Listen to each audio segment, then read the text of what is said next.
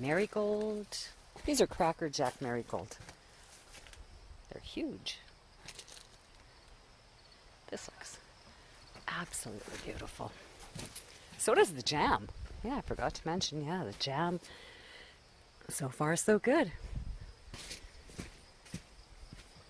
So you don't always have to stand at a hot stove for the whole time. Like I say, turn it off. Go enjoy the outdoors for a few minutes while you're making your jam.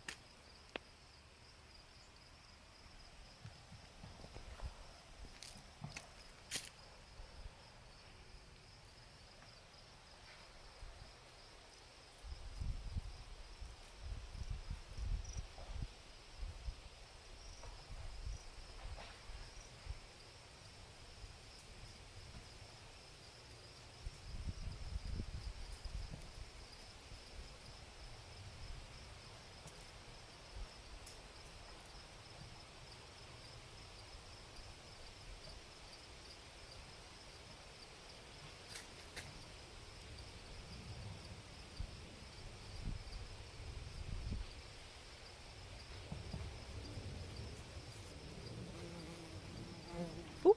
Oh, right in the dahlia.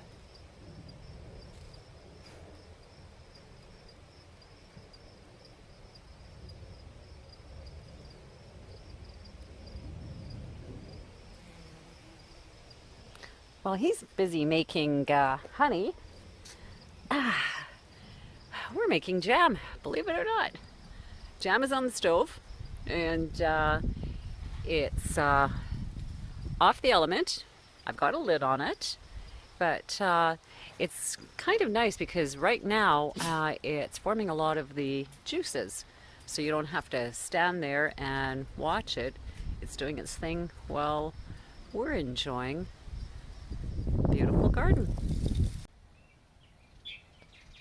Well, fall preparation has paid off, and here is the lily garden. It's starting to bloom.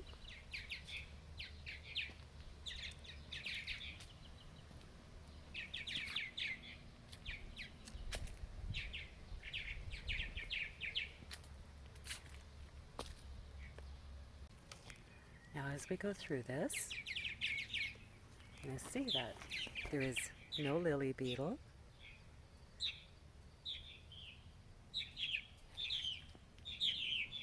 As these continue to bloom even more, I might get one or two lily beetles, but right now, the entire stems, look absolutely beautiful.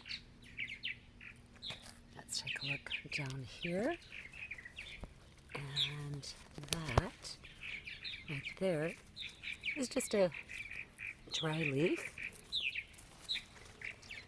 Let's go through.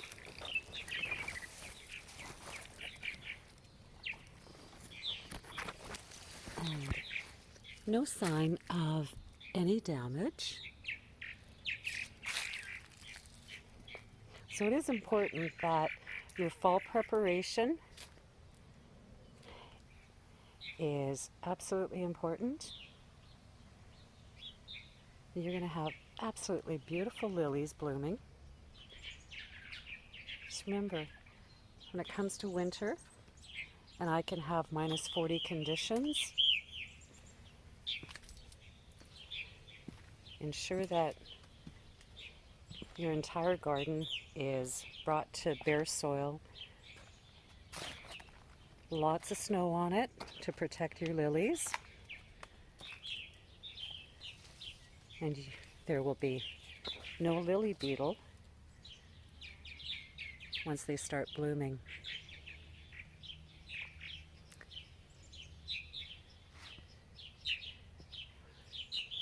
Once this starts blooming, like full bloom, my goodness, it's going to look absolutely amazing. I will come back when they are in full bloom.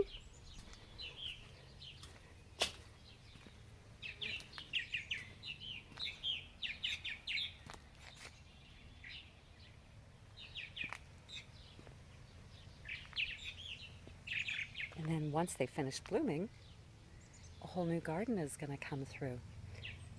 So I've got dahlia, and once the lily stops, or I cut the lily back, and I'll start having dahlia start blooming. There's a castor. I've got marigold in here, and there are cosmo and gladiola, and I've dotted the garden with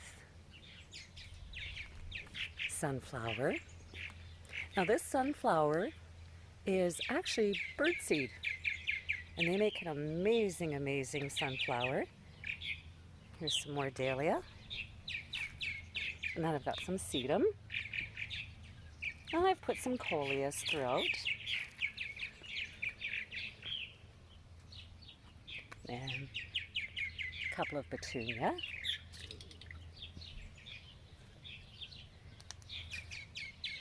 and then zinnia.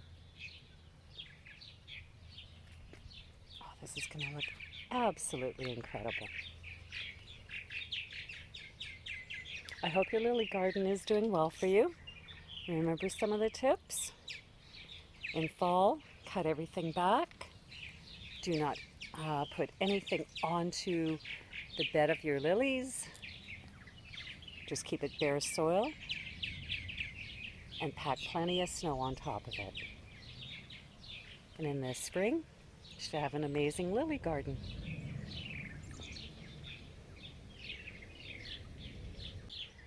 I have another amaryllis here, and another one here that is going to be blooming soon.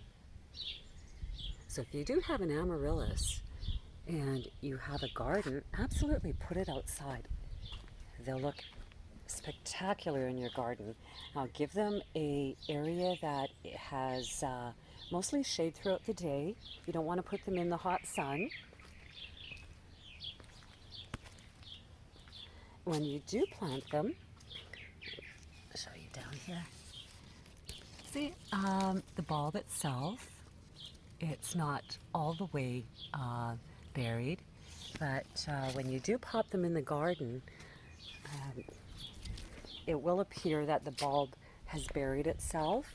Don't disrupt it, just leave it as is, because what I found was the bulbs were actually showing when I first put them in, but it's almost like they've gone further down, and I think that's probably just with a lot of rain. They decided that as the root grows, they're gonna pull themselves down into the soil more.